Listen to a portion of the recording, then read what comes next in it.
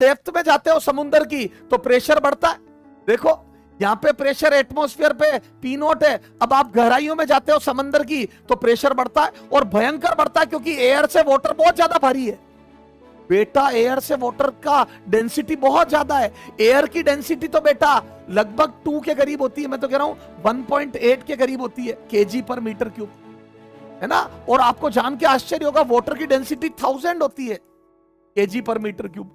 अब आप देखो इसकी लगभग 500 गुना ज्यादा भारी है, टाइम सेवियर है। आज ज्ञान लो आज मेरे से आप। तो क्या मैं बोल दूं बेटा, एयर से वाटर बहुत भारी है तो अंदर जाते हो, एयर में जितना नीचे आते हो 10 मीटर, तो वाटर में 10 मीटर जाने पे 500 गुना ज्यादा प्रेशर क्रिएट होएगा, 500 गुना। तो बेटा एयर के अंदर बहुत जबरदस्त। आपको पता है वो टाइटन सबमरीन गई थी अंदर टाइटैनिक का मलबा दिखाने। ये टाइटैनिक जहाज का मलबा था, टाइटैनिक। इसको देखने के लिए टाइटन सबमरीन गई थी। आपको पता है टाइटन सबमरीन गई थी। आपको पता है इसमें बैठे हुए सारे लोग मर गए थे, ये कोलैप्स कर गई थी। आपने सुना टाइटन सबमरीन कोलैप्स कर गई थी। एक सबमरीन बनाई गई थी जो अंदर टाइटैनिक डूबा हुआ उसका मलबा टाइटैनिक दिखाने ले जाती थी।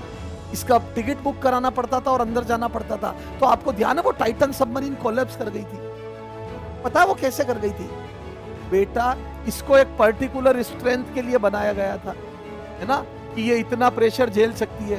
तो उन्होंने कैलकुलेशन में पता नहीं क्या गड़बड़ करी और उनकी कैलकुलेशन गड़बड़ा गई।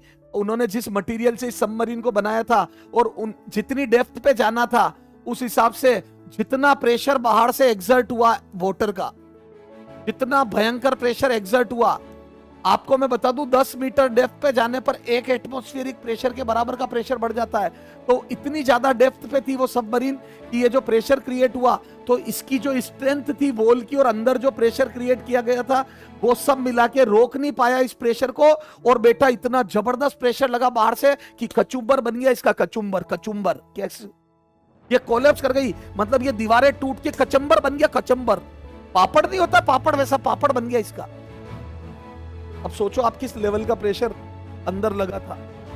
तो बेटा इसीलिए डेप्थ पे जितने डाइवर्स होते जो समुद्र में जाते हैं वो पहले अपनी बॉडी को एक लेवल पे मेंटेन रखते हैं, थोड़ी डेप्थ में जाते हैं और वहां पर अपनी बॉडी के रेस्पिरेटरी सिस्टम को मेंटेन करते हैं हॉरिजॉन्टल तैर के। क्योंकि वो अगर एकदम ज्यादा डेप्थ पे चले जाएंगे तो बेटा उनके अंदर क्लोट्स बन जाते हैं अंदर। बेटा वो जो मुझे नहीं पता बायो आ गई, तो बेटा उनके शरीर की सारा सिस्टम बिगड़ जाता है, क्योंकि हमारा सिस्टम 1 एटमॉस्फेरिक